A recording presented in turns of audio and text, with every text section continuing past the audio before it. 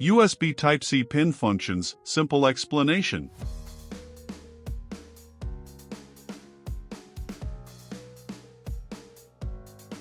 This is the positive power input. It provides plus 5 volts to power or charge a connected device such as a mobile phone.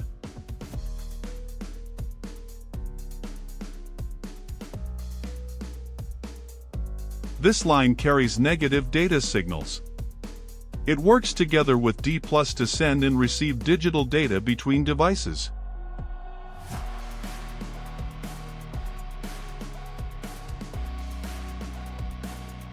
This line carries positive data signals.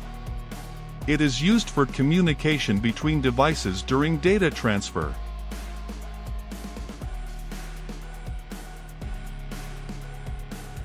This is the negative line of the power supply. It completes the electrical circuit and acts as the return path for current. Thanks for watching the video.